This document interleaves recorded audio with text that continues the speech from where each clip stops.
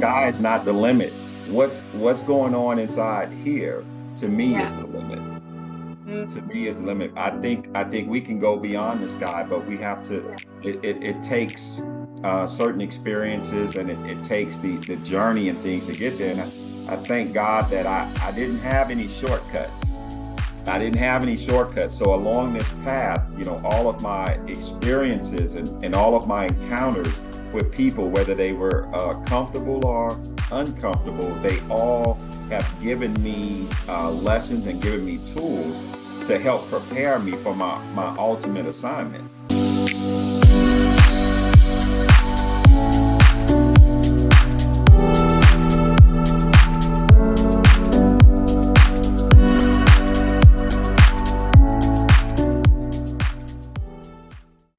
Hello, everybody, and welcome to another episode of Dr. PJ's Storyline. I am your host, Dr. PJ, and we are diving into the stories of people that we know every day, that we see, and just getting their career stories, their entrepreneurship journey. And today, like no other day, we have a special guest on with us, Michael Moore, and he is going to talk to us and share his story about moving from the career realm, government, corporate, in starting his entrepreneurship journey and his story about that. We all know that we learn from each other's stories. And so we are proud and happy to welcome Michael. So, Michael, thank you for joining us.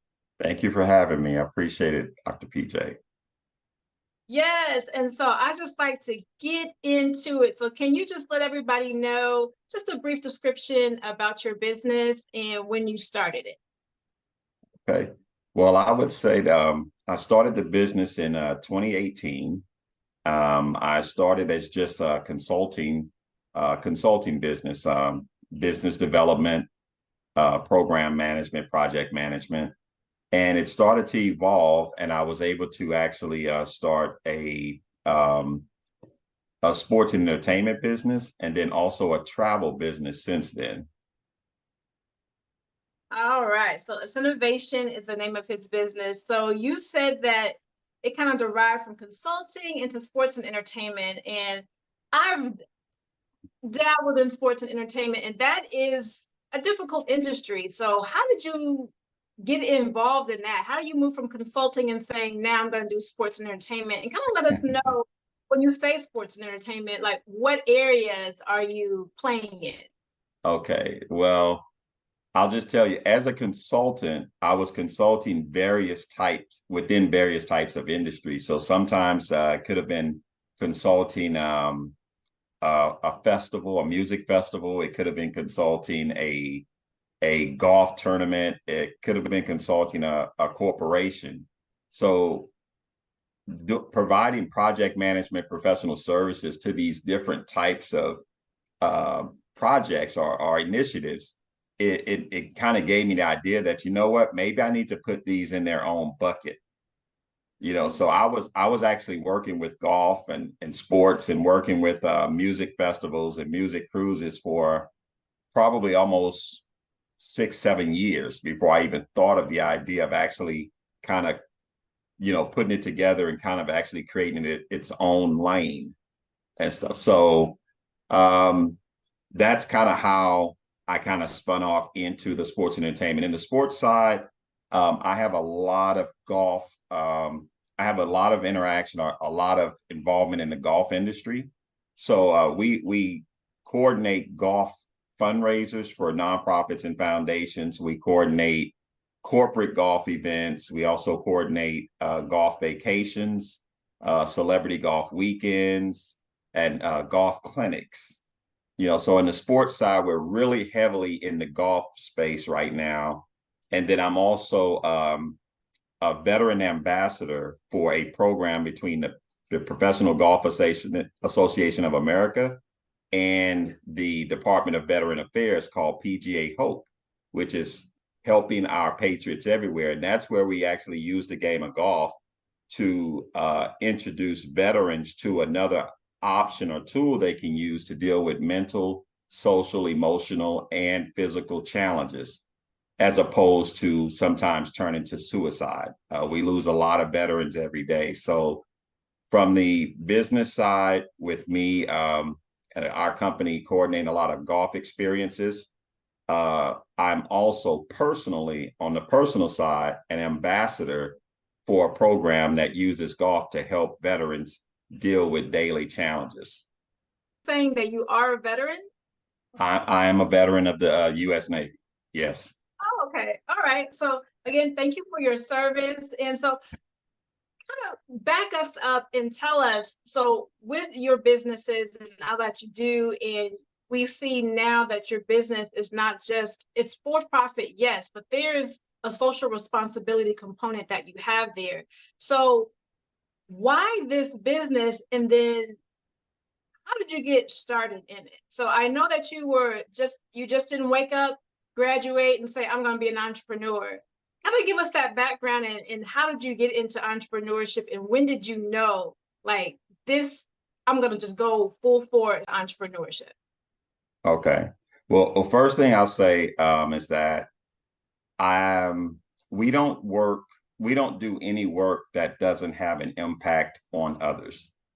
Um, we feel like, when we, with helping others to have a greater impact on the community or other people, kind of keeps us in that space of being a servant.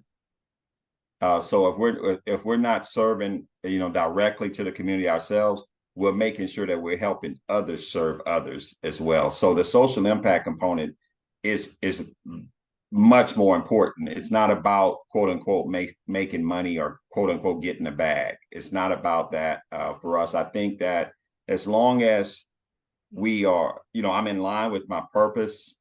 I'm in line with, you know, why I was created to be here. The success and the money, the resources and things will come automatically. So So then so what go is ahead. your purpose? My purpose is to serve. I grew up in I guess you would call it, I grew up in poverty. Okay. However, um, I always kind of I'm able to better put myself in the position of those who lack resources or sometimes lack guidance or lack maybe a father figure or a mother figure, things like that. I'm able to put myself in those shoes because I've come from very humble, modest beginnings. And I still feel like I'm still kind of in that. I don't ever want to feel like I've arrived somewhere. I'm always in pursuit. But because I felt, oh, I know that I was overlooked. I know that I was underestimated as I was growing up because I didn't have the picture perfect setup that most people would think that a child would need in order to thrive or to excel. And so I had to deal with self-esteem issues. It wasn't anything that I announced, and it wasn't something that I discovered until my late 20s that I actually had self-esteem issues. But it stemmed from me feeling like sometimes I didn't belong. Even though I had the good grades, I was an athlete all the way through college. For some reason, I shrunk in the room with around my peers because, maybe I didn't have a car in high school. I wasn't driving, or maybe I couldn't afford to do or participate in all the things that they were doing, or didn't have the latest fashion, But what's funny is that I didn't understand it. That didn't hit me until I was in my late 20s, almost 30. It's the effects that poverty or really systematic oppression has on people, right? And so you see people who get a chance and they feel sometimes just because a person has a chance, then automatically, hey, then, everything should be, picture perfect, if you want to say for them, or they shouldn't have any struggles. But just in general, human beings, we have struggles every day. But I'm glad you touched on that, because sometimes people don't realize that, yeah, you had the opportunity to go to college, you had the opportunity for sports and academics to take you someplace that maybe Yeah. the folks around you that you grew up didn't have that. But there's still things that that system kind of messes with your mind, and that takes every day. That's a struggle uh to fight, to make sure that you understand that the sky is a limit. You can do anything, but you have to try to, get against those forces because of how you grew up. So I'm glad you touched on that. So I'm sorry, didn't want to interrupt, but go ahead with No, that. it's no Yeah. problem. And one thing that I generally live by is that the sky is not the limit. The Mm-hmm. sky is not the limit. What's going on inside here to me Yeah. is the limit. To Mm. me is the limit. I think we can go beyond the sky, but we have to. Yeah. It takes certain experiences, and it takes the journey and things to get there. And I thank God that I didn't have any shortcuts. I didn't have any shortcuts. So along this path, all of my experiences and all of my encounters with people, whether they were comfortable or uncomfortable, they all have given me lessons and given me tools to help prepare me for my ultimate assignment. Yeah. So that's why even in the for-profit side, I like to make sure that you know, whatever project or whatever opportunity we take, it's something that helps that particular entity benefit other people. It's not just, oh, how much this is worth. Let's just do it. We have a checklist, and it has to check the boxes before we make a decision whether we go forward. So that's and I guess I'm kind of telling you kind of what fuels me too. What where the motivation comes from all at the same time. It's just, one, I want to make sure that I'm not sitting on we're only here on the planet for a short period of time. Very And short. we are here for a reason. And I just want to make sure that I'm not sitting. We have a lot of talent and a lot of dreams and a lot of potential that is in the cemeteries. Mm. A lot of dreams unrealized, and I don't want to. I feel like it would be a disservice for me to not do everything I can to deploy and give to the world everything that was given to me and what I'm supposed to. And I think each individual, that's what I want to do, is make sure that I didn't mention this, but I actually have a foundation called Empowermental, and Empowermental is just we do a lot of work abroad in the Caribbean islands, Central America, and also on the continent of Africa, and we do economic development, health, and also education initiatives.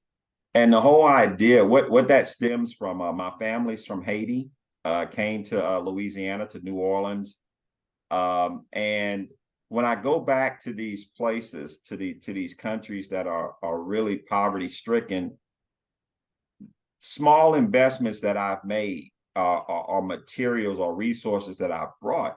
I've watched people that normally would get overlooked or passed over in the United States. These people are creating miracles every day. Every day Mm. I'm watching these people were creating miracles, getting up. They were either selling items on side of the street, or they were, going, 4 or 5 miles to get fresh water to bring it back to the house, or they were seamstress. They were doing all kinds of things to make a couple of dollars a day to be able to feed their family. And I sold into a few people, and I watched them take that seed and multiply it 10, 20 fold. Never had a passport before, got a passport. Never had a bank account before, they got a bank account. Had never been on an airplane before, was flying in and out of the country. Yeah. And then watching them not just, keep that to themselves, but watching them show others how to do Yeah. that. And so Mhm. that's why I have a focus on global philanthropy, because there's, so just like me, coming out of the projects, and being overlooked and being underestimated, I know that everyone is here for a reason, that everyone has something in them that the world needs. But sometimes we just need to add a seed or add a little bit of water, so that it can grow. Add a little sunshine, some rays so that it can grow and develop. And that's what I want to be for as many people that I can. And whoever I can bring along with me to decide to be that as well, then I think we just make the world a better place. Absolutely, because I always say that, again, like what you said, that we're here on earth. Each person has their different talents, but sometimes we don't know. We're here, we go through experiences, and the experiences may be good, the experiences may be bad, but it's not just for ourselves, right? It's for Right, other right. people. I heard someone say, I want to say it was Tyler Perry, but I'm not for sure, said that, we all have like saucers. We have people on our saucers, some that we know, some that we don't know. And whether or not how we use our gift, Yeah, it when we use our gift, and I think you're alluding to also the talents, in the yeah, Bible, and taking those talents, going and developing, and then the right, person that hiding it, then you get stripped of those. But what he was saying is that we're all assigned people, whether we know them or not. And right, so we all have our particular gift. And if we go out and use our gift, yes, it blesses us, but we don't know that that might be because we were obedient and did our purpose and moved toward our design. We are helping others because they're on our saucer, waiting for us to do whatever we are designed to do. And so There's more on part 2. Stay tuned.